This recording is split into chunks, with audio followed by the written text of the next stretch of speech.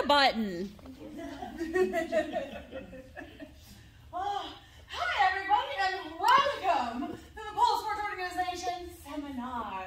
I encourage you to take a lot of notes, whether it is via book or phone. All the information I'm about to tell you is on Pole Sport Organization's website. This is just a more digestible version, and you can also ask me questions as we go through some stuff. But you are all here today because you are thinking of competing in a pole competition. Congratulate yourself just for like even thinking about that, because some people are like, nope, never. And that's totally fine. Some people like to just perform in showcases. I don't know who any of those people are. And that's okay too. They have those, and we're going to get into all of that. So first off, what is Pole Sport Organization? It is one of the biggest competitions that have regional, national, and international competitions where anyone can apply. You don't have to put in a submission video. You don't have to, be picked by anybody. You just sign up, show up, and compete. There's not a lot of competitions that do that. It is also for all levels, and we're going to get into that as well, but any beginner, any novice, up to the professional elites are welcome to compete at Pole Sport, which is also super cool. It is a long day, super fun to watch though. There's a lot happening all weekend. And then also they have unicorns like myself, which are the ambassadors, usually judges, but we also help you not only give you information like this, but also get you ready for day of competition as well. So, I am your unicorn, Jax. I have been with Pole Sport officially since 2017, so a lot of things have changed, and there's been a lot of updates, a lot of regulations to try to make it as fair as possible, and all the unicorns come together and they talk to the higher ups, like the boss ladies up at Pole Sport, and once you get to Pole Sport, it is what you see today. So it's been a very cool journey to be a part of. So, thinking of competing. You might ask yourself a lot of questions like, I'm not good enough, I'm new, my skill level's not there, I'm not the best in my class, or, you can be thinking a lot of thoughts. I don't know what's going on in your head, and that's okay. But like I said, they have levels for everything. So level 1, that is the newbie, the baby poler, the novice. Every level also has a time restriction. So level 1 is 2 minutes and 30 seconds. You can do less of that time, but you cannot go over that time. Level 1 is going to be for any category. We'll get into the categories a little bit later. The restrictions on level 1 is at no point in time can your butt be over your head. So think of cross knee, laybacks, releases, stargazers where you just like crank back and your head dips past your butt. Those are illegal. The only times that your booty can be over your head is if you are in a forearm or handstand assisted with the pole, and you literally show that you have to kick to get up to it. So if you're super strong, just like deadlift like it's nothing, we're gonna say something. Why are you in level 1 if you can deadlift into a headstand? Don't do that. So if you're like, that's fine, totally fine, but that was the only time that your booty can be over your head. So you see people, like I said, doing laybacks and stuff, you'd have to modify that or take that out of your routine. Everything else, upright, totally fine. Think of basically anything in our 101 worksheet or your beginner series classes where it's upright spins, upright poses, totally fine. You can do all of that. All those are fine. All of your things are legal. You just can't invert. You can't lay back. So those are a couple of the restrictions in level 1. Level 2. Ooh, level 2, you get 3 whole minutes to compete. Again, it can be less, but it cannot be more. Level 2 also has some restrictions. You are now allowed to invert from the floor, and that can be any grip. I'm showing a buddy or bicep grip, but you can shoulder mount from the floor. Any type of movement that you are going from a standing to an upside down position is legal, but you cannot do it if you are already up on the pole. So if you can climb and then fling yourself up, that's level 3, and we're going to get to that. But descending about how you climb up, hook your leg, and then you drop into like an angel jasmine or an inverted pose like a thigh hold like Gemini, Scorpios, and any of that jazz, going into like jades and duchesses, all that stuff. If you descend into it, that's fine. That is level 2 appropriate. And you can use any height of the pole. We're going to go over the poles and spacing in a moment as well. But again, level 2, 3 minutes, couple restrictions. Also, they are points of contact now that you are upside down. Points of contact means you have to have 3 points of contact on your body in correlation to the pole at all times, during transitions, individual tricks, and moments that you are touching the pole. So that means you cannot just flip yourself over like a handspring or Aisha. That is not level 2 appropriate. You will get lots of deductions. But level 3, oh, level 3, we're getting up there. Level 3 gets 3.5 minutes. Again, you can go lower, but you cannot go over that time. Level 3, we're expecting a little bit more, but again, the point of contact rule still applies. If I have maintained 3 points of contact while inverted, so again, both of those are not for upright poses. You know anything upright, head above your hips pose.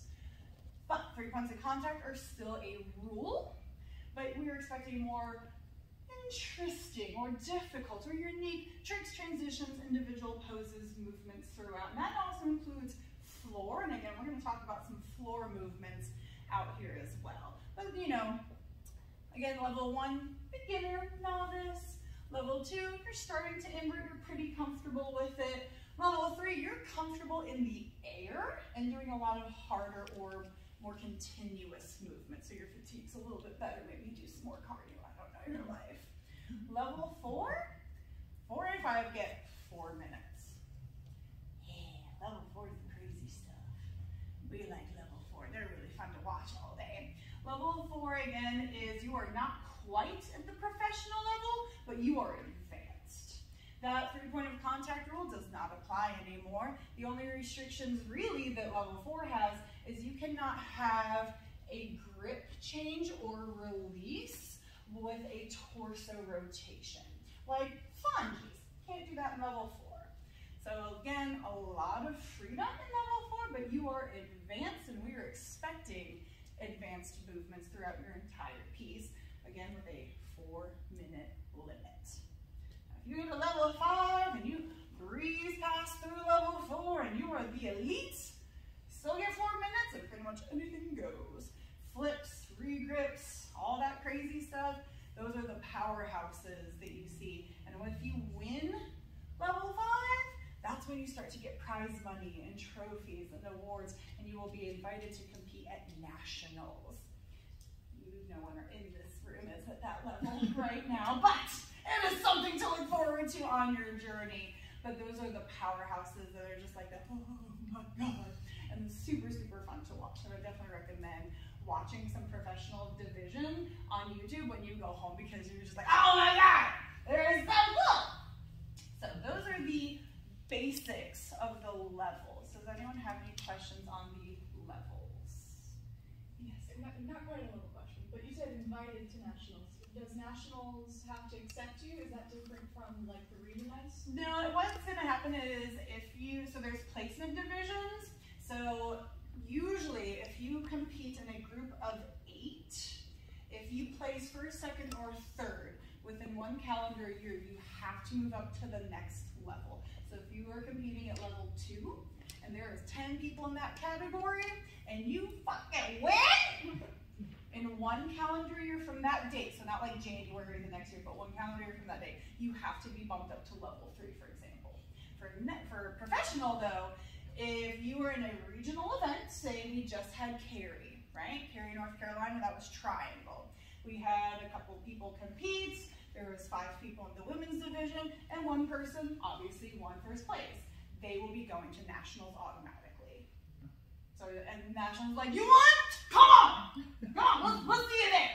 And nationals this year is in Orlando, Florida on August 13th and 14th. But everybody else has to be invited if they didn't win? If they cannot compete, the second place will be invited. Okay. Mm-hmm. Yes. Yes. In beginners, is there a height limit? Like, are they now allowed to like they can Yeah, climb. Like, that's only for low flow. We're gonna get to the categories, but there is not a limit. The only thing that, good point, is level 1. Level 1 does not have to use both poles. They have the option to only use a spin pole or only use a static pole. I recommend that you go between the two, but you do not have to. All the other levels, 2 through 5, you have to touch and be on both poles. If not, we're gonna be like, what? Can't judge your static pass if you didn't do a static combo. So you have to use both poles. But as far as like the height of the poles, we're gonna get to how actually high they are, because these are 14, they're not this tall. But there's not a restriction or an expectation. If anything, the judges would be like, we would like to see some things like that. We're gonna get to the judges' comments about that as well. Is there like a limit to points of contact? Like, do they have like 4 or still 3? No, because they're not inverted. Points of contact only apply to an inverted movement, and they are not allowed to be inverted, so nope. Everything upright, like we'll see people, asking, is this move legal? And it's like angel to hood ornament. They're like, is hood ornament? We're like, yeah, it's upright. And they're like, oh, okay, cool. Yeah, so any upright pose is totally fine. Yes. Any other questions on levels? Yes, no. So does level 2 have to invert? They are expected to, but I've seen some people compete and they actually never pick themselves up on the floor, and they still place, or they still win, or they still compete. Again, you're probably going to comment and be like, we would like to see more level appropriate movements in your PDs. But I mean, that's a critique that the judges are going to give. Yeah. But it's expected, but you can be like, I don't want to. Don't care. And that's fine too, but they're going to say something and you might not score as high. I see kick at me faces. But again, you can also descend into moves too. So if you're level 2, but you never actually kick up into anything or lift yourself up into anything, that's fine. But maybe you do something where you're like in a hood ornament, you drop down to genie, you like go ahead, tilts back. You're like, good enough. That's a totally appropriate movement in level 2. So I've seen some people who are like, I don't invert, but I'm in level 2. And they still do fine. I might just have a comment about it later. So we're going to move on to the different categories, because once you know what level you are, you get to figure out what category you're going to be in.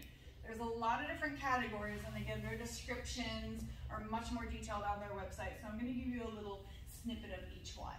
Each of the categories you choose are going to be scored on 2 different ways. You have the technical scoring, which is 10 points across to everything, and that is your cellular clarity of concept, your music, your difficulty in your combinations, your transitions, your individual movements, your stage presence.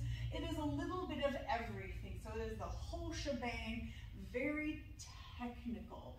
Are your shoulders back? Did you emote your story, but did you also have a nice line? Were you engaging your shoulders and your quads? How difficult were your movements? Were they more difficult or less difficult than the person before you? Things like that. So we were watching for a lot of teeny tiny things throughout everything else. The other type of scoring is artistic.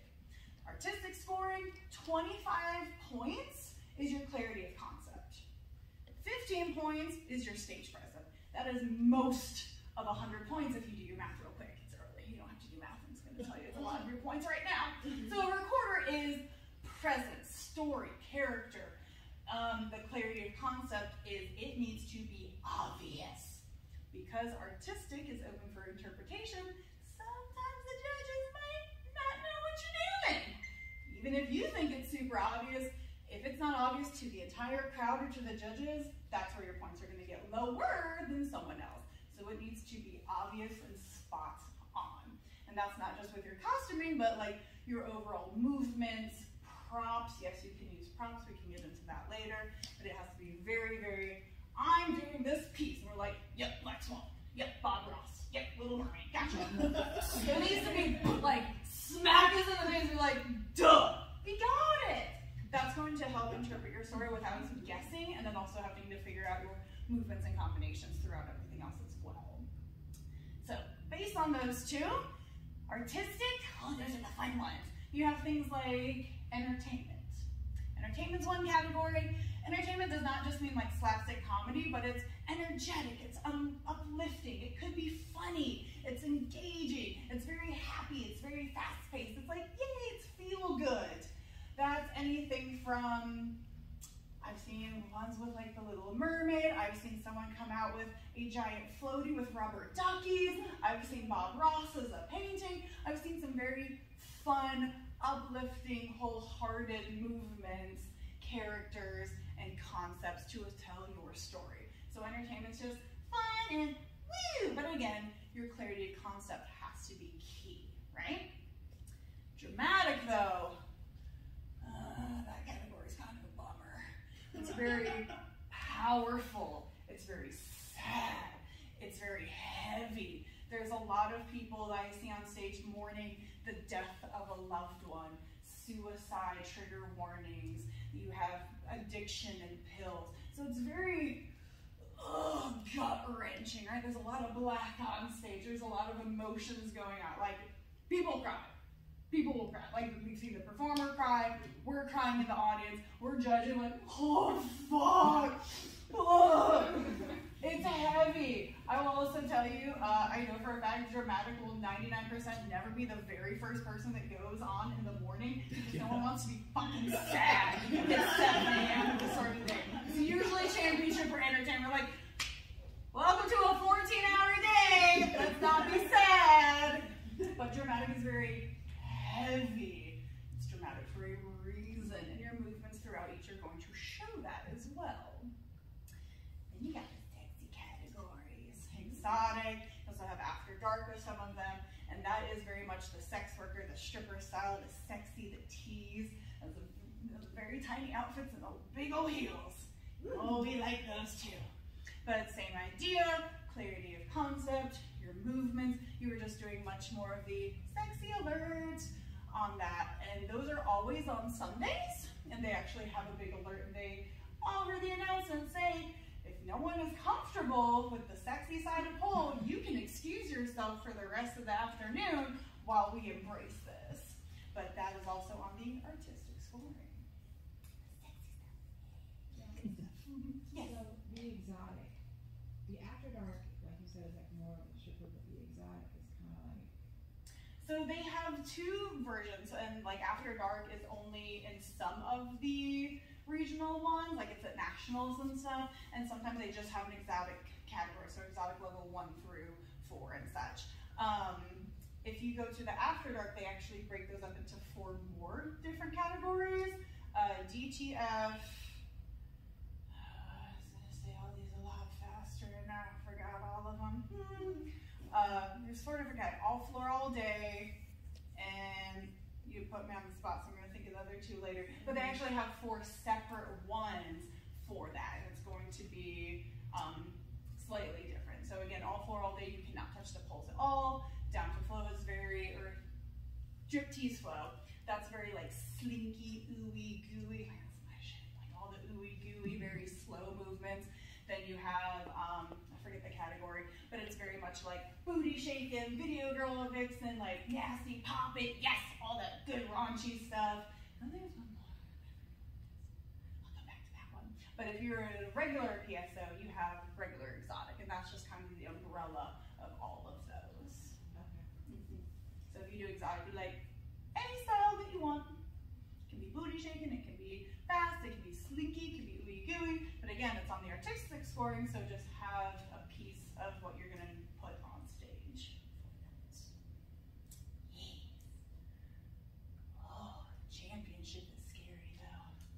Championships on the technical scoring.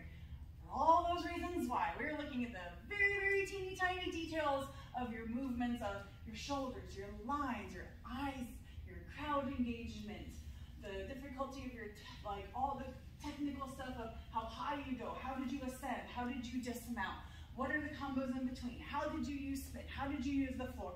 So every single piece of your routine has something technical about it. And that is like, you want to check all the boxes in that like 2.5 to 4 minutes depending on your level. So it's pretty intense. Pretty intense, but so fun to watch. So maybe you don't like climbing. Here's a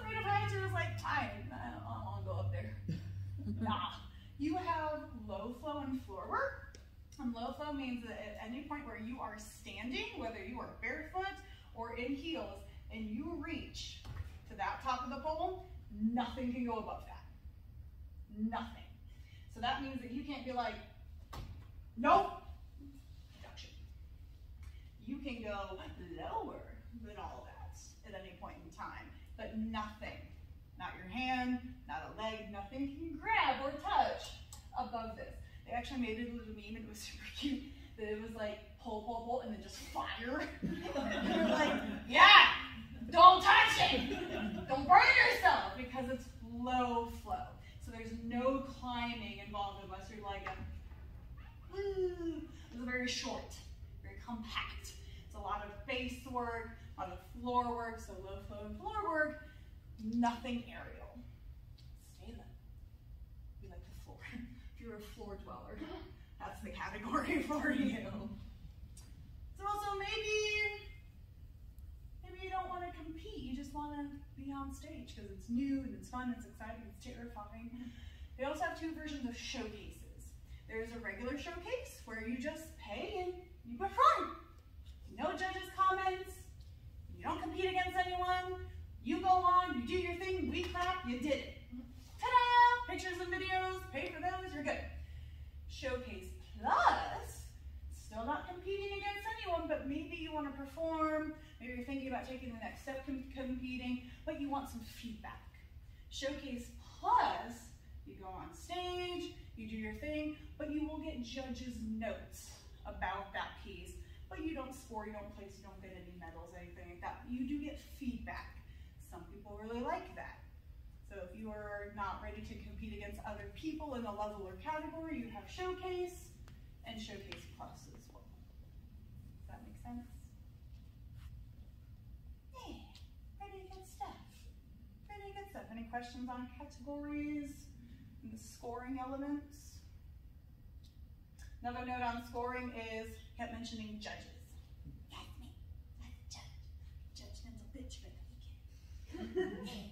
Judges, you have a panel of 3 at all times, and they are picked based off of their skill levels and their availability. That's a big one. But also, we take tests, and we have to stay up to date with all the rules, the regulations, and everything. So we are asked to judge after we've taken exams, and we have full-on conversations with PSO. So they won't just pick anyone going, I don't know, give them some feedback. Like, we are critiqued on giving feedback. We are expected to give at least 2 things that the competitor did well, 2 things that they could improve on, and then we also have a box for additional notes, anything that we want to add in as well, along with your scoring.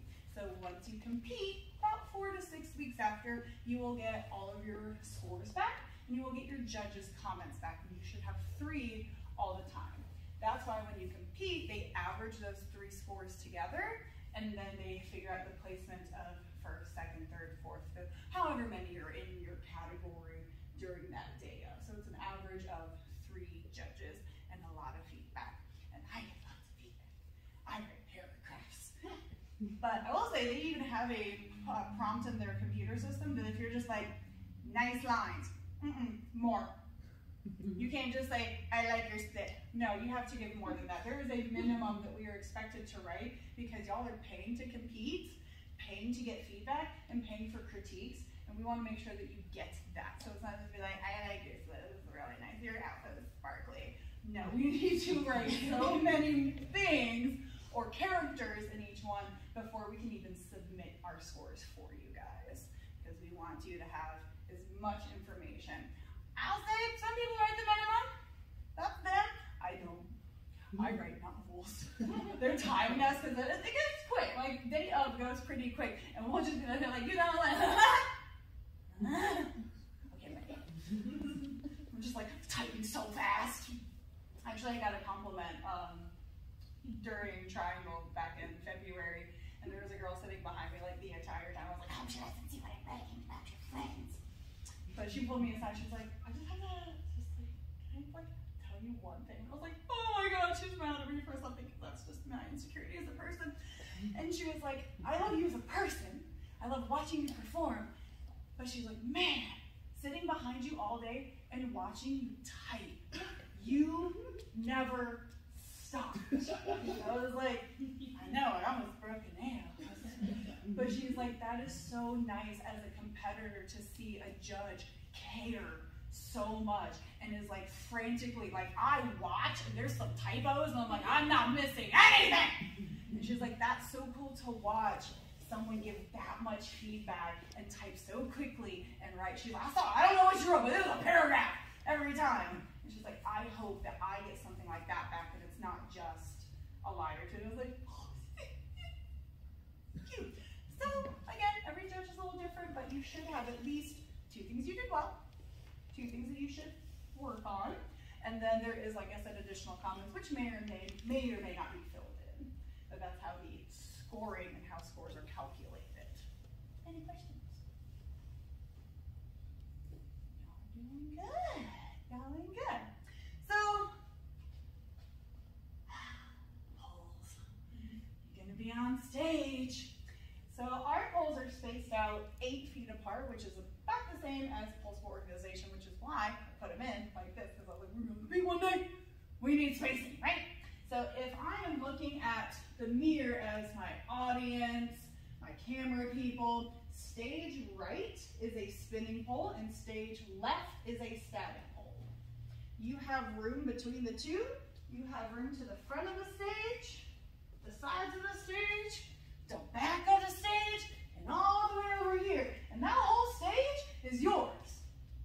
Use it. We talked about pole work, but there's also floor work, there's base work, there is stage work. There's a lot of times I see competitors and they go from pole A, pole B, and they stay in this little train track line. And that's not terrible, but you're gonna give us more if you move out, if you move to the front, come to the audience, come to the judges. Do something right out here in space. Do a cartwheel, I don't care, something. You have that whole space. You paid to be on that stage. That stage is yours for that 2.5 to 4 minutes. Use it. The poles themselves, they are only 12 feet tall, which these are 14. So if you go up our mirrors and the light that's tilted, if we take a ruler and go straight across, that's about 12 feet. And when y'all compete here with us, we mark that off with like a resistance band or like a little piece of tape or something. So we're like, you're gonna be right here at the top. You're gonna be right here at the top, because if you try and touch the truss or kick it or something, we just don't want you to do a whole combo here, thinking you have all this space, and you get on their stage, you're like, oh. So, 12 feet tall, 8 feet apart, and again, stage right when you're looking out to the audience, spinny spin, static bowling, right? It might be a girl, I don't know, let's just put gender neutral pole, it's fine. But again, use your entire stage, right? Whole thing, come to the front, come see your audience, come see the judges. It's terrifying, it's kind of dark, and then you just see faces like, ah! The lights are blinding you usually, so it's fine. But use your entire space as you're dancing throughout your piece. And you could start up front, you could start behind the pole, starting point, anywhere, and then anytime throughout, use your space. I just feel so sad when I just see one person. That's why with level 1, like I said, you can just stay on static. You're like, ah, this is hard. I've never seen anyone do that. But that's why I say, if you're even level 1, just go to the next pole, because that's going to give you some type of floor movement or some stage movement, and then a little bit coming over here. Plus, you're going to have more variety in your pictures. So I would say use all of that. As you're on stage, and again, you're facing, you're going to see off into the distance a god. Not really, but that's your photo and video crew. So if anything, you're going to see some judges, a lot of people just staring at you, really excited to see you, and then off into the distance, the camera. Smile for the camera. Look at your camera. You're going to pay for pictures and videos, because you totally should. Those are separate. That's not included in your competitor fee. They have to get paid as well, keep the world going around. But you should definitely get pictures and videos. And if you're like, no, instead of here, get your pictures. Smile for your pictures.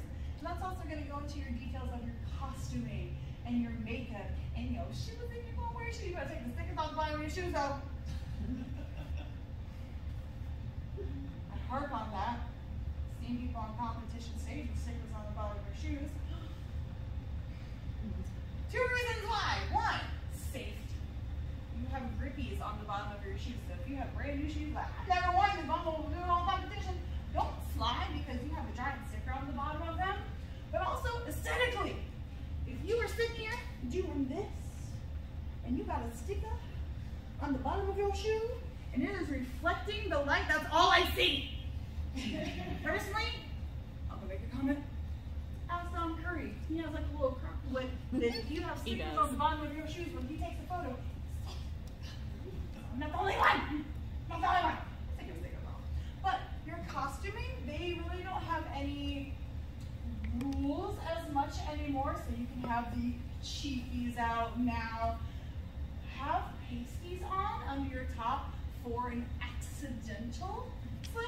You're not going to get a deduction if it's accidental, but I would still put something on if you have a very loose top or you're like, good luck! Because I wear like 3 bras. But no G-strings, no thongs, and not just like floss, because we do have to make sure everything's covered. And that's mainly not because they don't want it, because they want it. They're like, we don't care. But most laws and most venues that we have, they don't have the licenses or the legality to have us be in those types of outfits. So PSO is like, wish we could, we don't mind it, but we have to be respectful of the places that book us to have and share our art. So I would wear some pasties under whatever like top you have, and then make sure that the bottoms are at least a little bit. I've seen like a very thick, like Brazilian foam, and those are okay. But you can have your cheekies out there. You used to have a rule where you had to have the full gluteal folds covered at all times.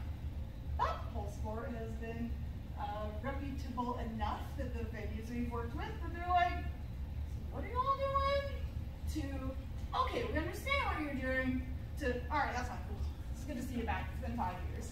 So we build up a rapport with the people that we work with and the venues we work with, so that they're not so concerned about what goes on when we book out a venue with them.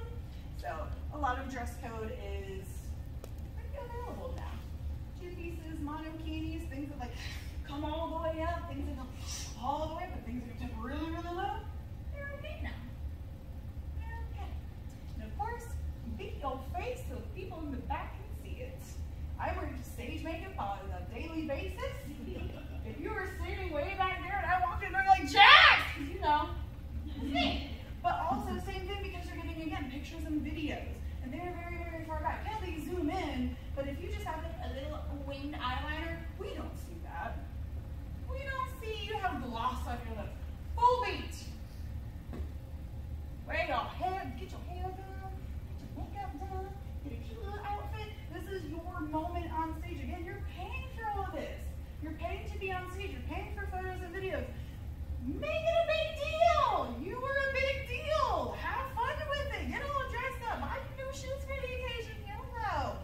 But again, it's about you and your moment. So if you're like, oh, I want to dress up, okay, don't. That's fine. But if you do, bigger. Bigger is better. Bigger is better. Any questions on staging, videos, photos, costuming, dress code? I had some people ask about dress code of like what they can wear on like their feet or hands and grip. We're gonna talk about that real quick. You can have anything on your feet. You can be barefoot, you can have socks on, you can have heels on. I trained someone to do a routine in cowboy boots. They're fine. There's no restrictions. I've seen people do it in tennis shoes. No restrictions on footwear. Gloves, totally fine. Someone said the gloves were not okay. Do not listen to that person. Gloves are totally fine. Grip aids.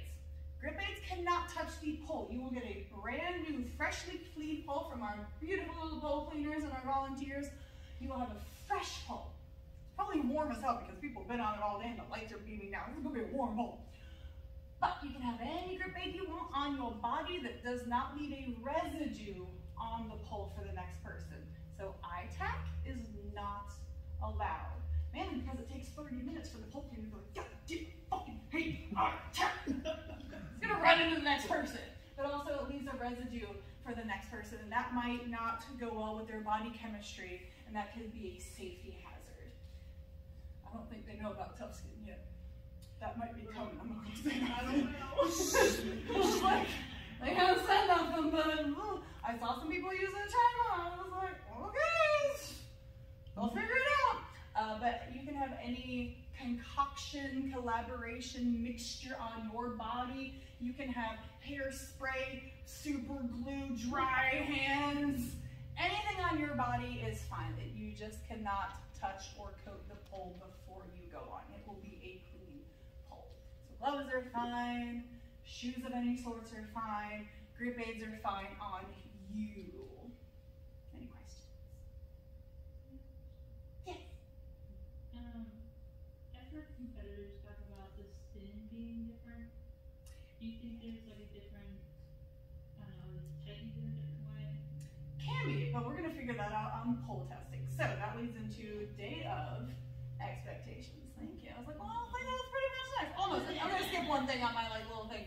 But yes, day of expectations is you bit the bullet, you signed up, you got your music, you got your choreography, you've uploaded it to your portal. It's day of. Oh my God! You've booked your hotel, maybe you carpool with a friend, maybe you bring in your booth in. But it's early. It starts early. Pole testing is the very first thing besides check-in. So you get to the venue, you're like, I'm here to compete, I want to throw up. What do I do? Check-in, you'll get your badge or your like wristband or whatever that they have for that day, and then you're going to go to pole testing. Pole testing is not where you run your entire piece. There is a line of people waiting, and there are going to be at least 3 people on stage at all times. Someone's doing a little test of either their height, their drop, their stick, their engagement of distance on something. So someone's on spin, someone's out here in space just kind of working on their floor pass, their floor routine, seeing the distance between where their shoulder roll is or where they're going to start their movement, and then you're going to test the spin pole. Every venue is different, and Expo is usually our leading provider for pole sport, so Expo will just keep sending and rotating around all the poles. It depends on the rigging. It depends on the day, it depends on if it's cold in there. So there's a lot of X factors. So some poles have spun real fast, real smooth, and sometimes they get a little too tight and they spin a little slower. So that morning, if you're really used to like say our pole, you know what this pole does, you know how fast it goes, you know exactly how much oomph you need to go to kick off. Well, you might do that at that pole, and it might just go, or you might go, oh shit! So, pole testing is to see how fast you are going to spin because it can be different at every venue. So, testing. Again, there's a whole line of people that are just like waiting and like ready to go. So you're going to do your biggest pass or the pass that you're going to be most like, oh, I think I can nail it, or I need to check my height of something or the distance between something. You're going to be on spin for a moment, use the floor for a moment, and then check out static for a moment. If there's extra time, can loop back around. Sometimes we're still waiting on like a judge to show or people to come in, or there's a bunch of people at registrations coming in. But they try to start on time because they have a very strict schedule. Because it was a long day. And they try to go boom, boom, boom, boom, boom, and get through it, not as fast as possible, but most efficiently as possible. So yes, you will be touching the poles. After you compete, you want to take pictures. They have a big old banner. It's like Pole Sport Organization on the back. So you can be like, eh, with your friends. You're probably going to throw up or cry or something, but you're going to hang out in the audience. Watch the rest of the day. Maybe you're going to go get food. Eventually, though, you will see that they have posted the scores, and at the end of the day, there's an award ceremony. Now, for good sportsmanship, even if you don't place, stick around. Be a good sport. Cheer someone on. Unless you're like, I have to drive 5 hours back home. Mail me my medal if I win, I don't care.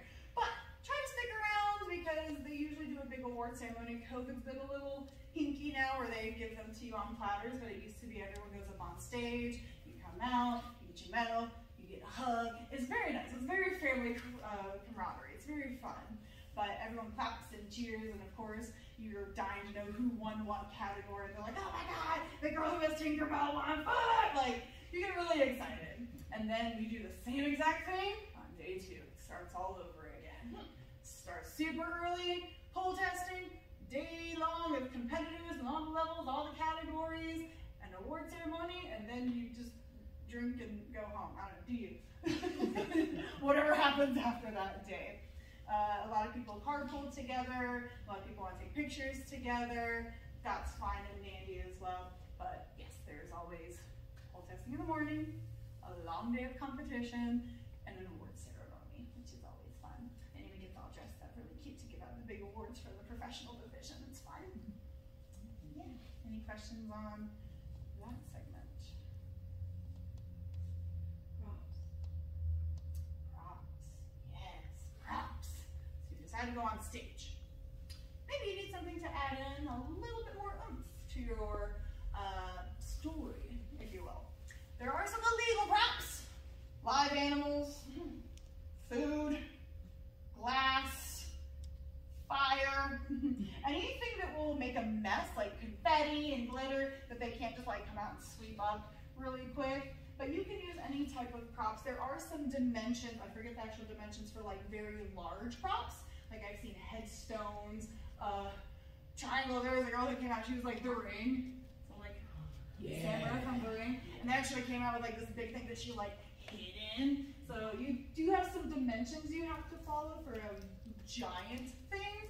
But most props are allowed. So I've seen like pill balls on stage, things like that. But if you remove a piece of clothing and then it touches the floor, that is considered a prop and that needs to be listed. You can also have other humans as a prop. Those humans cannot touch the pole. And anything that they do with you does not go against or for your score. They are there to assist in your piece.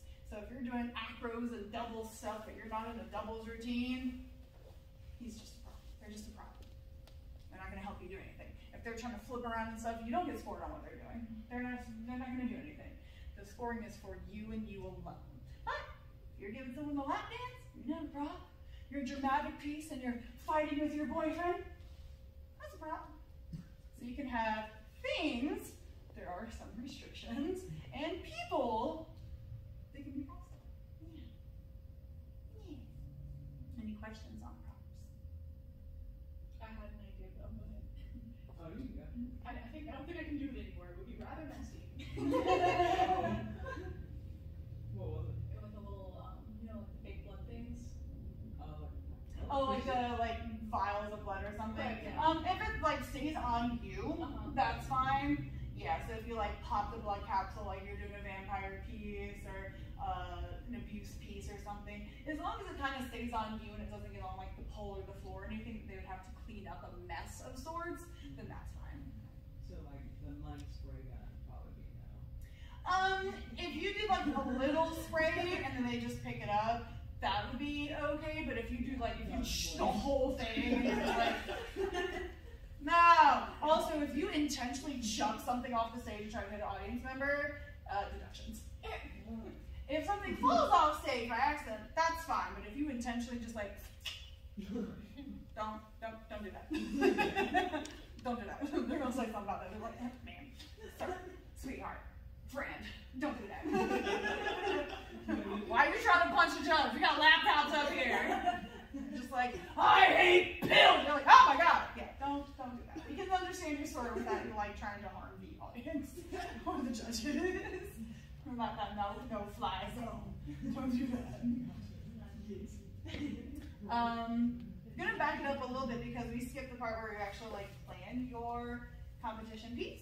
So again, I have a puzzle piece theory. My puzzle piece theory is what happens when you like dump a puzzle. You're like, oh, then do the edges, right? Your edges are picking your level, your category, your music, because you're gonna get real sick of that song. Whatever song you pick, you're gonna get sick of it. So pick a song you like or the one you can tolerate for a really long time, because you're gonna get sick of that song real quick.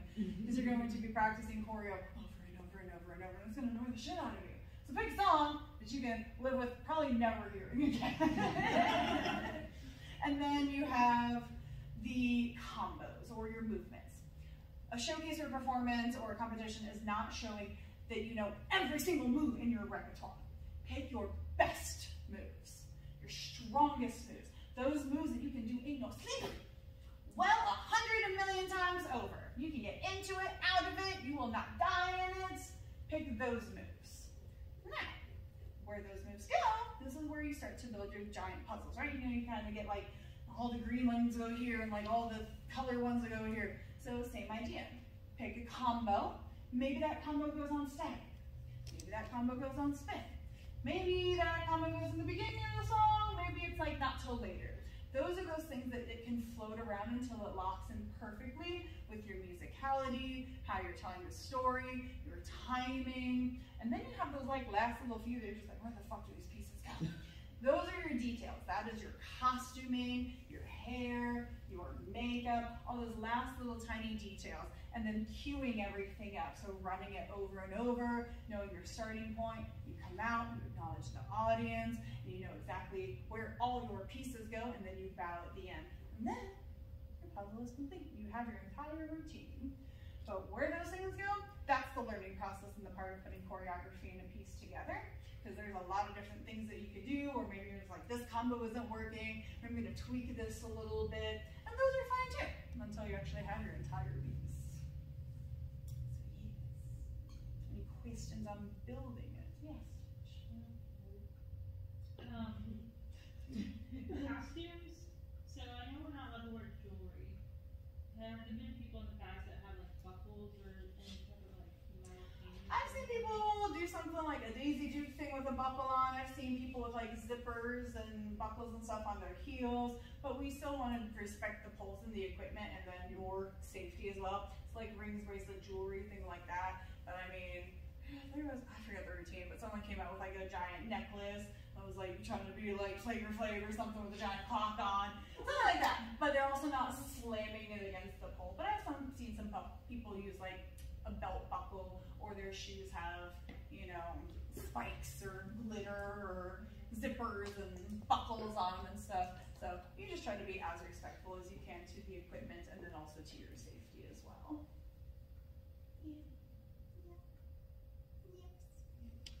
Any questions so far? Are there like duets? Like Doubles. Yes. doubles. Oh, that is Yes. Yes. I almost forgot that in one of the categories. So you do have a doubles division. Okay. Yes. I never get to. I've only tried like one double, so I like forget that they exist. I'm sorry, doubles people. But yes, doubles is totally a thing. Cool. Doubles can do anything from mirror imagery to like some crazy acro stuff. There are no levels for doubles. You still get the, I think, 4-minute time frame to do your piece. But you will compete against other doubles, and they could be all different levels, all different skills, shapes, sizes, genders, and they could do a very dancey duet together. They could be doing crazy flips together. So there is no levels or really categories for them. The category is doubles. But that doubles routine can be entertainment, it can be dramatic, it can be more very, very technical. So those kind of things don't apply, but there is a doubles division. Yes. Cool. Yeah. Yes, you can partner up. And doubles, and it kind of goes doubles and troops. So if you have more than 2, that turns into a troop. And I haven't seen too many troops, but there are some. There's actually a lot of doubles that carry this past year. I've never seen like more than 1 or 2 in a weekend. They have like 6, and I was like, that's really hard to judge because they're all so good for very different reasons because there's not levels. It was very interesting, but yeah, doubles are fun. So wait, do the doubles, like, are they competing against other doubles, or do you Yes. see by category? So just other doubles. Oh. Other doubles. That's why I said that your doubles routine that you do with your friend, it could be, you know, you're both like a level 1 or 2 or something, but then you're also competing against another doubles group who can both aerial invert, like hang and do trapeze hangs with each other. So doubles groups just compete against other doubles groups. Like I said, no levels, so good luck. Are there deductions that like do they have to be on one pole together? They can't be on like both. No deductions, no, Okay. something like that. They don't have nearly as many restrictions because there's not a level. No. So like I said, if you're in a certain level, you know, you can't, you know, flip upside down, or you have to maintain a point of contact or something. Doubles don't really have that because they're doing so many different types of movements together. So they're kind of like that odd duck. But they're fun. I miss doing teaching doubles. So like theoretically you could have like a doubles, but like have one person doing like level 1 stuff, but the other person doing like level 5 things, as long as it's like married together. Yeah. Well, that's Good. Yeah, so you can have a novice and a professional doing the same thing, or like the professional is kind of more carrying that person, or you have a bass and a flyer, and someone else could be doing more of the front work, but the other one's doing more of the dancey stuff. Yeah, totally fine. Yeah, so still going to compete against another double. Let's see. So the next events that are coming up regionally, because they also do online, so you can compete online at any time where it is a pre-recorded video and you send that in. But if you want to compete in person, the next ones are closest to us, so they're coming up. There's 2 in August. So the first weekend of August, which is like the 6th and 7th, that is Southern, and that is in Atlanta, Georgia. We also have the weekend right after, the 13th and 14th, that is actually Nationals, which is usually Southeast. That is Nationals this year, and that is in Orlando, Florida. You can do both of them. You can do one of them. You can do none of them. Or you can also do online as well. So those are the next 2 closest to us in person.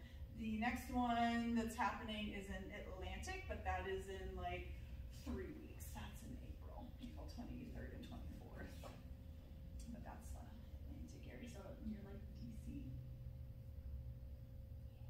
So what kind of time frame would you give people to like get everything together before they would sign up for a competition? So they open registrations and they close them I think 2 months before. If you are really, really new to competing and you've like never put together choreography, or maybe you've done like 1 or 2, or maybe you've done like a couple choreographies at your house and you're like, well, I've never put it together as a whole thing, I'd give yourself at least a 3-month buffer to figure out the song, to get it going, and then as it gets closer to competition day, give yourself at least that 2 weeks before. Don't do anything else except that routine. Do not trick your body into learning a brand new move. Don't find something on Instagram and be like, oh, I'm going to try that. Your body is going to be well-oiled and prepared for your routine. So if you fatigue at doing something or risk injury doing something else, your routine is going to suffer because of it.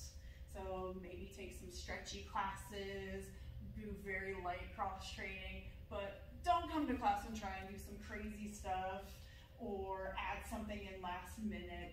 Just run your routine so you are going to be in tip-top shape, your breathing is going to be phenomenal, your cardio is going to be up to point, and you can hit all of those things and your body's like, let's go! Instead of it doubling back or regressing for any reason because you're like, oh, you know, I got my competition piece, I think I'm going to try this thing I saw on Instagram. Don't do that. Because then you're like, oh my god, I did that thing for 30 times and now my shoulder hurts. Great, well now I have to compete next weekend. Don't do that. So what happens if there's like multiple categories that you want to participate in? You can participate in all of them. You would pay separately for everyone, but if you want to compete multiple times, so if you're like, oh my god, I really want to do this dramatic piece because it just speaks to my soul, but then you're like, but I also want to do the sexy category because I just want to be nasty. You can do 2. I would just recommend that you don't mix up your choreography. You're like in the sexy category and you're just like, oh, wait, what? What am I wearing? So you can compete multiple times. That might be a lot on your body, but if you're good with that, it's fine. But you are more than welcome to do multiple in the weekend. Yeah. Don't bite off more than you can chew. Calm down. But if you got it, go for it. But you would have to pay for every entry to go in separately. So I had read that that if there isn't a lot in, I guess this is the master category? The age groups. Yeah, therefore, like for example, I would probably have to compete with the grandmaster. So the age divisions is, you can start competing at 18 because they don't have like the insurance for the youth division. 18 up to 29 is junior. 30 to 39 is senior. Fucking suck. Let me call it a senior. From 40 to 49 is master, which is way cooler. Yeah. And then 49 or 50 plus, 50 to any number is grandmaster. If there are not a lot of people in each of those groups, junior and senior will get bunched together, and then master and grandmaster will be bunched together. If you get your day of events schedule and it's like I'm a master and I never compete against anybody because no one else signs up for my level or category, and I want to compete against someone else, I mean, you're guaranteed a gold medal right there. You're like, I won! Woo! Medal's gold! But if you're like, that sucks, I want to compete against anyone else, you can message them and be like, hey, can you put me with the other divisions? And if they haven't already grouped master, grandmaster, then you can ask to be with the seniors. Or I've seen junior, senior / master as well. But then you got to compete with those like 20-year-olds. So. So can you explain like how, one more time? I'm sorry, you kind of touched base on it, but like you were talking about like if one places, and I guess it's only like what 3 places, right?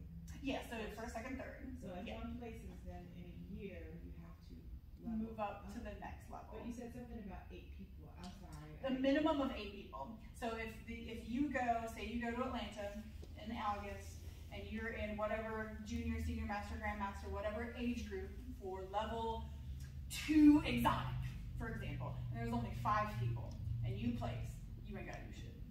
Okay. You can stay in that level for as long as you want. But if there were 12 people, and you place for a second or third, in 1 calendar year, you have to move up to level 3 at that point. Even if it was grouped with, because I'm considered a master, so even if it was grouped with a grandmaster, I would still have to.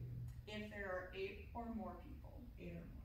So I could go to Orlando and be like, oh, hey, I really technically they were all older than me and were dating. No, you can sign up and be like, oh, I'm level 2. 1 week, and then be like level 4 next week. No. No. So now if you did level 3 in say June of 2022, but you're gonna also do August of 2022 and you won, you still don't have to move up. Not until 1 calendar year. Okay. Yeah. Yes. You mentioned when we were talking last week or so about them approving like a theme or an idea. What's that process look like when you're applying to compete? So I was applying to Bachelor of Chrome, which you have to have, like you submit your idea and then they pick it. Mm-hmm. Pole Sport does not do that. Okay. Pole Sport is you pay to compete and then you just show up. Okay. Like they don't approve anything. But like I said, once it gets to judging, if the judges don't understand what your piece is, then you're either going to get a critique or score low or something, but Pole Sport doesn't approve or disapprove anything. Cool. They're like, you want to compete? Come on, you pay us, you get to be on stage. Like, super easy.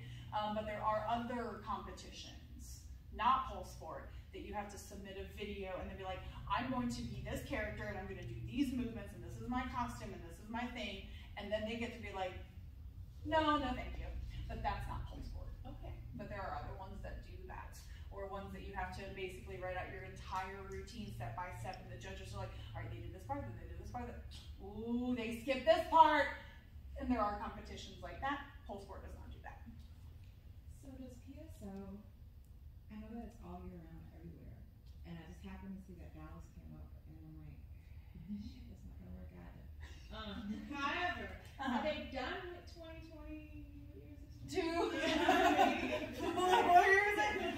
Most of their calendar event is done for 2022, but COVID's also been like a weird thing. Like they just announced Southern a couple weeks ago, and because everyone's like, I'm gonna wait to do Southern, because we're so close, and I was like, don't count on that because that might not happen, and that's really because of COVID, and that's because either the staff wasn't available, or the venue wasn't available, or the city or state doesn't have a mandate yet. Like they're not coming things. Things are a lot more lifted, so you might see some more dates pop up, but I don't know where they would be because we've already done, like regionally over here, we've already done Cary, we've done Atlantic, we have Southern and Nationals in the book. Yes, Dallas popped up, but there's not too many other ones. Like they're not going to have one in Tennessee or anything like that, but they might have one in Chicago. That's Memorial Day weekend. That sucks too. Like, that's home. Like, damn. Well, they did Triangle on Valentine's Day weekend. I was like, I don't care, I'm going.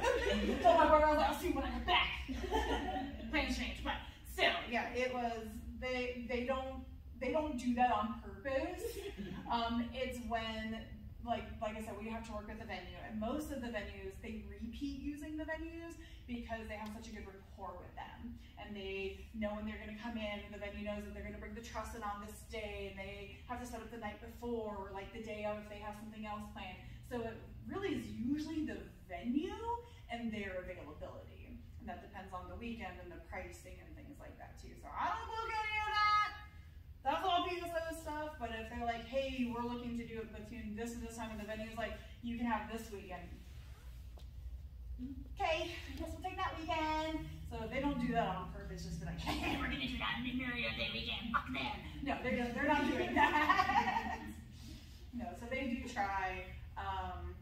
But our competition starts usually in February, and that is usually triangle, and then it just starts bouncing all over the place, and it usually ends around August. So there might be a couple more dates. So if you have a routine you're working on, maybe go for online. It's not the same. Like, I personally don't like an online competition just because I feed off the crowd with energy and the vibe and stuff.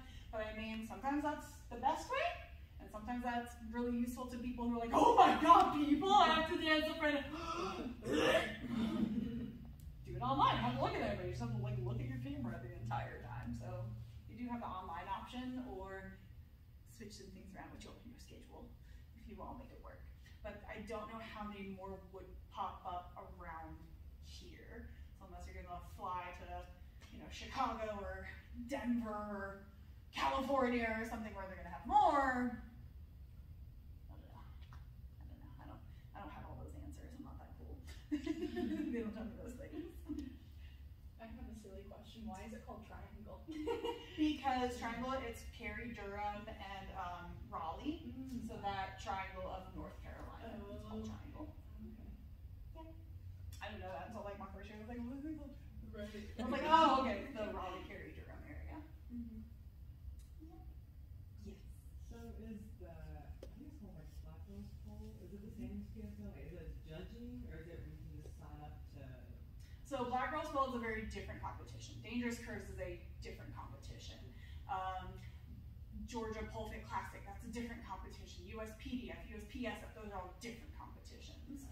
So I know a little bit about those, or I can research them. Like Kiss My Curves is a different competition than PSO. So Pole Sport is just all the information I gave you about their levels, their age groups, their categories. That's all of them. But they accept all of them. So they accept the curvy, they accept the sexy, they accept all the colors, genders, races, all of that. But all those other competitions are just separate. Those have nothing to do with PSO, except maybe they like high five each other. They're like, do you? Good job! But they don't do anything collaboration wise. Yeah. Any other questions? I know it's a lot of information. Like I said, there's even more on their website, but I was like, I want to give as much general stuff so you at least be thinking about things, or if that triggers a question about something, then you can ask me later, slide into my DM, shoot me an email or something, and that way you can be like, oh yeah, you said something about this, or oh actually I read on the site something about this. But I haven't even got to host a seminar in a really long time because it was like a whole pandemic that happened. It's very strange. So I missed it. If I miss anything, I wasn't trying to withhold any information. I'm just trying to remember all the things I say on a daily basis when we start competition season. So hopefully that gave you a lot of information to go forth with and then make a decisions about.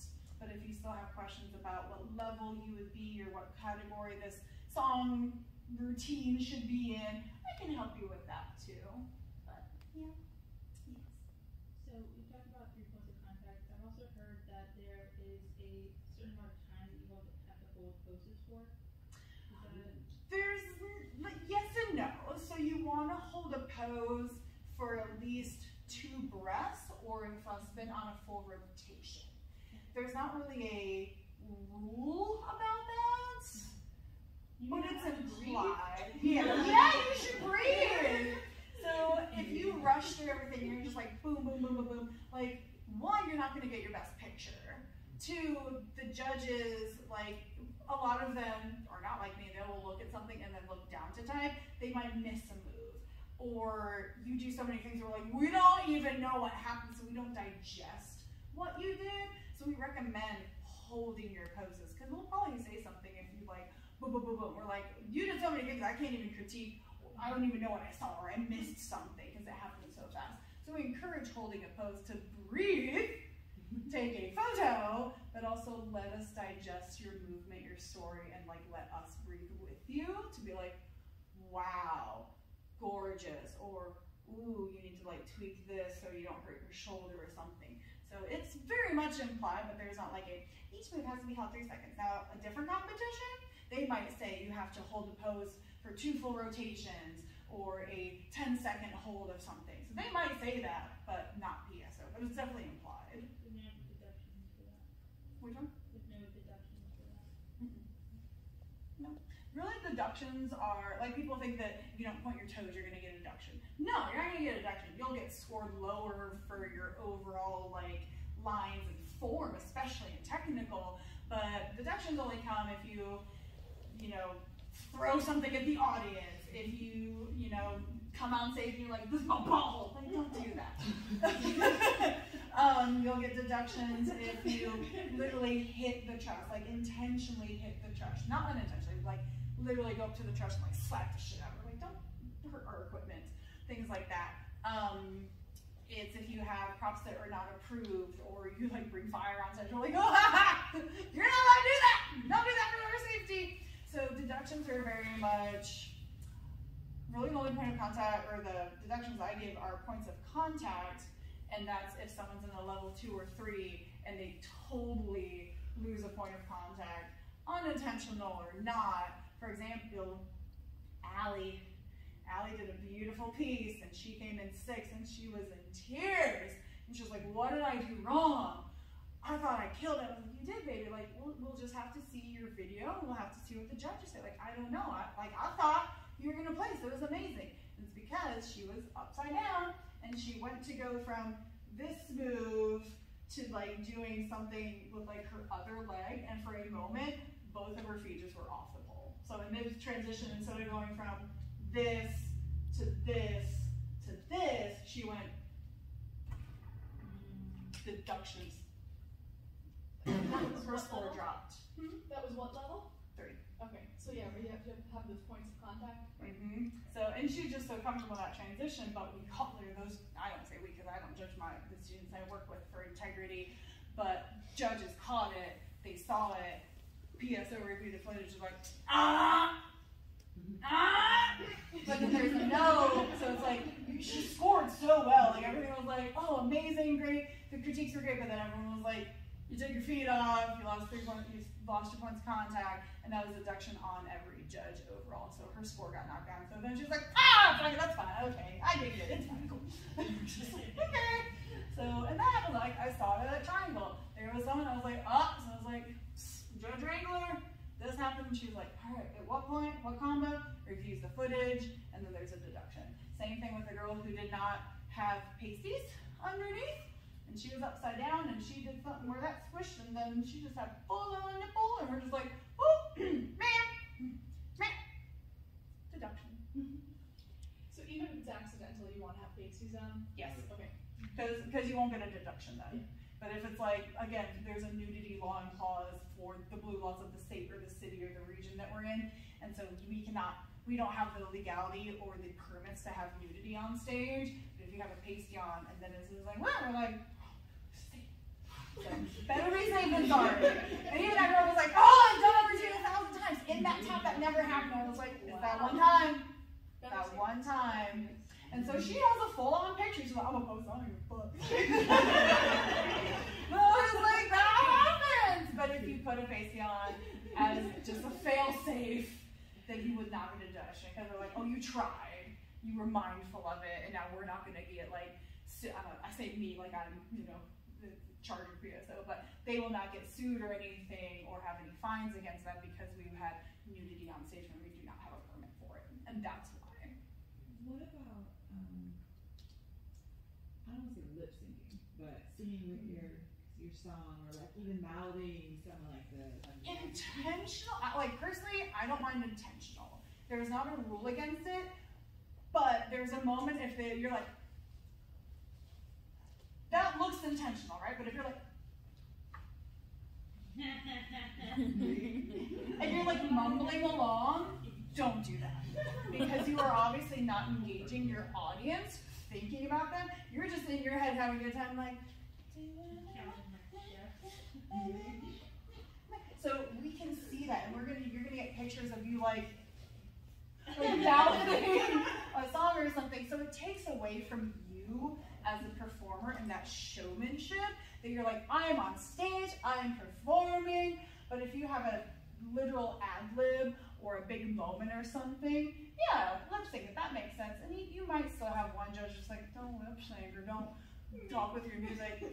If it's for a moment or a piece or a section or something, if it's intentional, like an intentional foot flex, that makes more sense than you just like digging around and like your head's down and you're just singing along. So not really a rule, but probably say something about it. So either make it intentional or don't do it, if that makes sense. I mean, I know you're breathing for just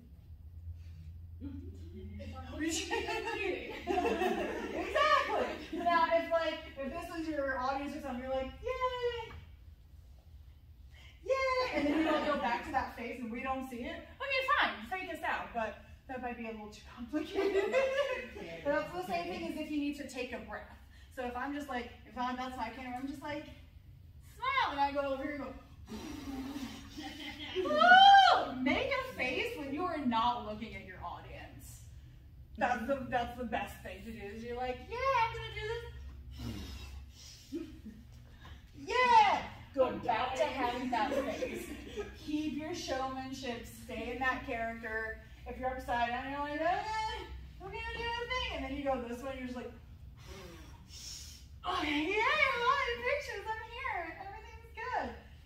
Fake it, that's fine, but don't let us see you do that. Because you're going to make some funny faces when you're breathing during a spin bash. You're like, yeah, hi.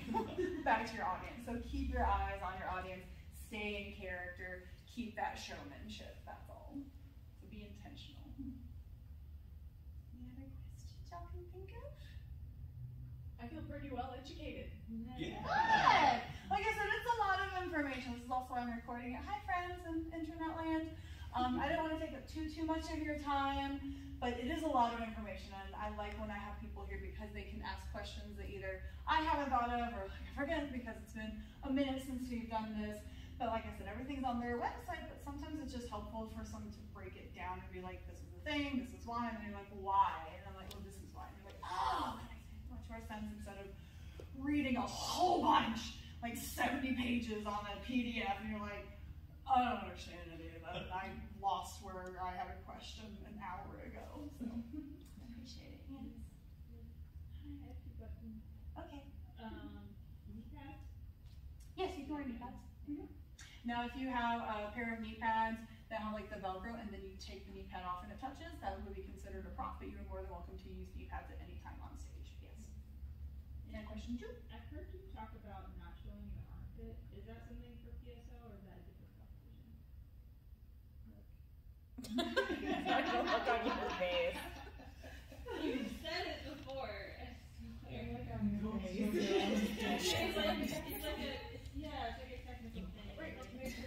Oh, I was gonna say, if you're in like a pretzel or Peter Pan, like I want to see your armpit because you're engaging your shoulder. Now, if you're spitting like this, I'm gonna say something because you're about to break your rotator cuff.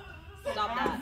That's what I would say about armpit is show me your armpit because your lat is down, your shoulder's engaged, and you're actively pulling. So if I see someone spitting in a pretzel or something like this, and you're like, ah, or whatever pose, and you're like, this compared to that, I'm gonna say something about that because that's a safety thing, that's a form thing, that's a technique thing. You're about to die. Like, I want you to get done with your competition and be like, man, my shoulder feels, and I'm like, yeah! Now you need surgery. So, other than that, no, you can have your armpits out, that's fine. Pasties for the armpits. Armpit pasties? No, that's fine. Thinking like, theater, you're not supposed to turn your whole face around. Like it has to be. Oh, like a profile, yeah. No, we don't care. You That was fun. Just know your angles for good pictures because you're gonna have great lighting on stage. And then you can show your armpits. I was like, what did I say? It was a long time ago, but it was like when we first started talking about competing. Yeah, no, that's I a just remember technical that in that thing. conversation. Yeah, that's just an engagement thing for your body. That's biology. It was like you and Gizmo, and like you said something about purpose, and I was like, that's weird. That was competition. Yeah, that's because that person in particular was like rotating and their lat was like popped out to the side. I was like, oh my god. It wasn't really anything about competition. That was just like to save a surgery in 10 years. But yes. Yeah, I think in closing, like I said, it's a lot of information. Yes. So like this isn't like competition specific, but is there any just like competitor etiquette or like unspoken rules that we should know? Don't be a dick. Yes and no. I mean, backstage, I will say be courteous. They usually have a big green room. They have a big space. Sometimes, depending on the venue, it's much smaller. So be respectful of other people's belongings and their spaces. You get to warm up. You're going to do your hair and your makeup. You know, that's just like human etiquette. Like, don't take someone's space. That's just someone sitting there. Blah blah blah. It smells backstage because there are so many armpit holes. Most competitors don't wear any type of deodorant or antiperspirant because they've got to go on stage and they need that stick. Same thing with like lotions and oil. So it does not smell real great backstage. It's not like a floral arrangement back there with all the girls with their perfume. No. It's a little stinky because there's a bunch of athletes back there like warming up. But again, there's so many like teddies and yoginis and armpit holes that people don't want to slide out of. That as a safety thing. A lot of people are really sweet backstage, especially day of expectations. Going back to that, there's a stage monitor. There's a bunch of volunteers. There's volunteers at the front door to make sure people don't come in during your performance. The judges are volunteers. The pole cleaners are volunteers. You're gonna have a stage monitor. There's someone backstage going, all right, so-and-so's next, Russ is next, Russ is on 3, and you're gonna have 2 to like 6 people back there who's just kind of waiting, and everyone's like in that category. And most of the time, everyone back there is just like, oh my god, go poop before you go on stage. But everyone's freaking out, but it's so sweet because like it's usually just a curtain. Like we can kind of see that you'll come off stage like shaking or crying or excited or adrenaline, and everyone just hugs each other. Like everyone's like so sweet and considerate backstage. And Pulseware, they implemented this new thing. I know it was in Triangle. I think it was last year too, that they give compliment tokens. And so every competitor gets a token that you're supposed to give to someone else and give them a compliment. Like it's really sweet. Like you're gonna hear because everyone's just giving out compliments and gushing over, oh my god, I love your piece, I love your shoes, I love your outfit, you were so beautiful on stage, oh my god, your back bend, oh my god, you made me cry. It's so wholesome, it's such a camaraderie that you really do feel like a giant family. So when it's award time, no one's bitter like another competition, you're like a sore loser. I was like, yeah, you're upset because you want to do well, but everyone's cheering and they're like, oh my god, you should have won, like, oh my god, I'm so glad you won. Like, it's so sweet backstage. It's so sweet coming and watching. And if you want to volunteer, like on the day that you're not performing or competing, you can volunteer as well. It also gets you a free ticket. Wink, wink. So if you compete one day, you get a free pass that whole day. So you can watch everybody, which is super fun. And then the second day, whether it's the day before or after, ask to volunteer. Be a pole cleaner, be a door monitor, check people in at the front desk because they run off of volunteers. And you can, watch the show for free that way too, which is super fun. But once you go and you're actually in an in-person live event, you just feel really good about the entire weekend. There's never like cattiness or bitchiness. And it's weird because most of them are like 90% are cis females. You would think that would be chaotic. But it's really not. Like everyone is there for the same reason and they just wish everyone else to do so well. And especially the gentlemen that come. But we love y'all! Like, guys coming, we're just like, yes! We don't even care what you're gonna do, we're like, what's up? We're so excited to see everyone on stage, and everyone claps. Like, normally you go to a theater or a show, show, and they're like, you watch a performance, and you're just like, and then at the end you go, no, you make a fucking lot of noise the entire time. You see one person do a pirouette, you yes, bitch! Fucking pirouette! You see someone on stage, they climb to the top, you're like, yes, you climb up there! Like, we just scream at every accomplishment. Like, it's so fun. And that's the other thing I like personally don't like about online, because I'm doing that and yelling at my lap. I'm like, yes, you do that shit! You can't hear me, never mind. I'm so excited for you. You see someone drop a juice, we're like, oh, split! Doesn't matter. You are screaming and cheering and clapping. It's so like, energy. I've seen a couple routines. It's usually the dramatic ones, and the announcer will say, please hold your applause to the end, so you do not interrupt this piece. And it's usually because it's really emotional or really sad, so everyone's just like, oh, at the end. But other than that, every movement, people are just like, yeah! And especially because it's a long day. If it starts to get that low, everyone's like real tired, I'll start here. I don't care. Yeah! Just obnoxious. And people are like, yes! What happened? Well, then it crossed me. Okay, cheer for everything. Like, it's electric as the night goes on. And then you get to like the professional divisions and like the 4s and 5s. Just like, ah! Super fun. I lose my voice over the weekend. I'm just like, I come back Monday morning, I was like, hey guys, how's it right there? I screamed all the weekend because it's so fun. My hands hurt from clapping and typing. I'm like, we're gonna do 5 steps because I can't do anything with my hands at that point. It's super fun. Note to self: don't take classes with Jax after competitions. It's not really loud at that point. But yeah, it's fun. So they release it about a month in advance. So once you sign up for everything for a day of event schedule, they release it about 30 days before, and we check to see if the judges have any conflicts. We make sure that all the competitors are in their right category and level for the day. You get to see who else is in your competition level because it's a public schedule, and so about 30 days before. Who's allowed backstage? Staff and other competitors. So like, Your mama can't come see you backstage. Sorry. not like, would you be allowed backstage? Maybe I could sneak back there for like a second or something. Yeah, so I mean, we can kind of peek back there, but they try not to have a lot of people backstage because it's so like, you go next, or you're about to go next. Like, it's very busy back there. Depends on the venue as well. Like Triangle, it's in an actual theater, so I would have to like go around this backside, go through this like weird door, go down the stairs to like be backstage. Whereas if it's in like a hotel room, like Southeast or something like Nationals, I can just like see you from over there. I like run back and forth, but I also have a giant painter that's like, I'm allowed to be in this room, but also don't take advantage of that. But like if you have friends and family that come, like your partner can't be back there sitting with you or anything like that now.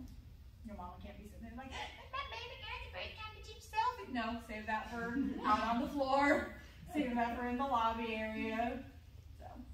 So they would be in the audience? Yeah. Okay. Yeah. So they can get an audience ticket, but they can't be backstage with you. Backstage is like performer and staff. Yeah. So is there a list of, not a list, but is there a minimum of studios that you can list? I guess, like say for example, I do multiple studios. Mm-hmm. So you can list 2. You can list 2. You can list 2. So, and the people who list the one, or I mean, you don't have to list any. There are some people who just have no affiliation, which is also fine. But your first one is your primary, and then the second one is like your secondary, or another one that you train at, that you're just kind of giving a shout out to. Yeah, so you can list 2. And a silly question. Is there like a list of songs that judges are sick of hearing and you should avoid? No. Okay. No. And just because I've heard some competitors say like, oh, like I shouldn't do this song because I'm sure someone else is going to do it. Well, they might, but they might be in a different level, in a different category. I have seen a couple, like very rarely, even with Gizmo doing Aurora, there was another person who did Aurora in her same category. I was like, oh, that's weird, but super coincidental. Okay. But like, oh man, when Suicide Squad came out,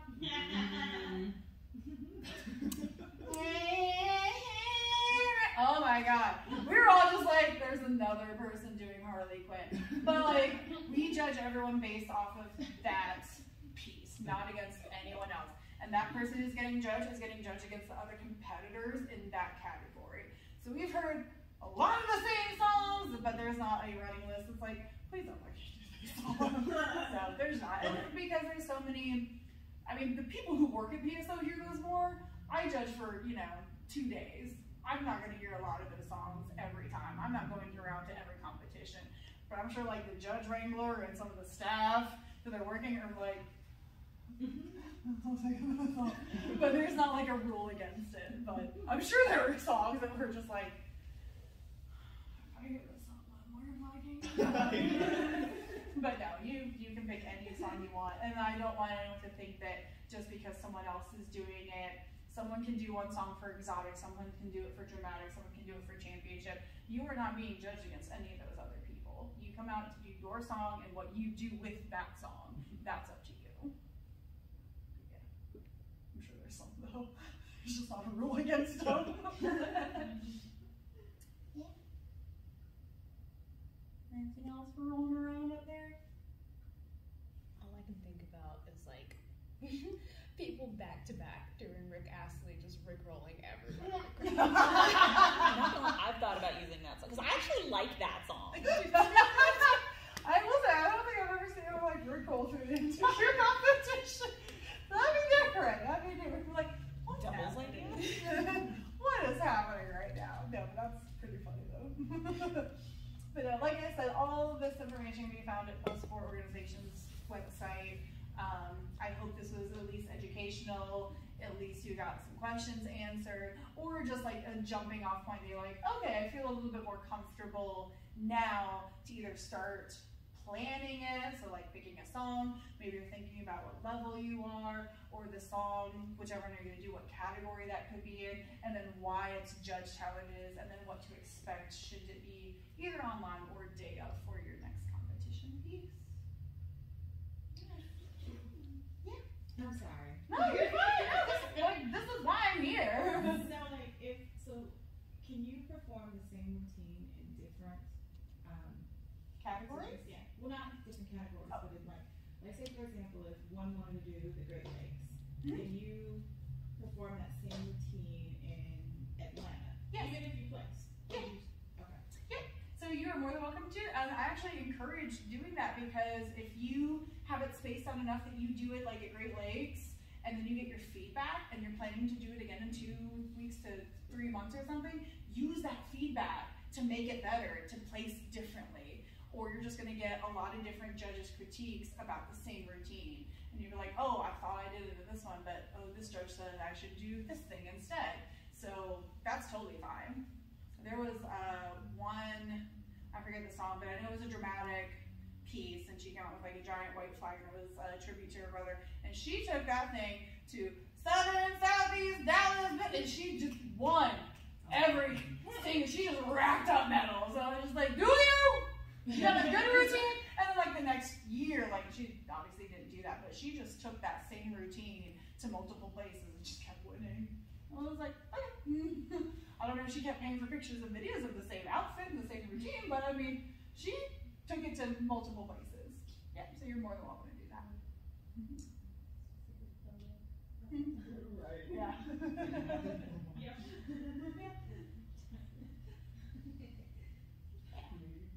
Like I said, if you have more questions, feel free to shoot me an email. Just ask, because like again, it's a lot of information. You'll probably, as soon as we're done, you'll be like, oh, and so you can ask more as well. But I appreciate you coming in, hanging out, and tuning in and listening, camera people. Hi, internet land. But I will let you go. Your time is precious, it is valuable, and I thank you for being with me today. It's a pocket. All right. Where's the pot? There it is.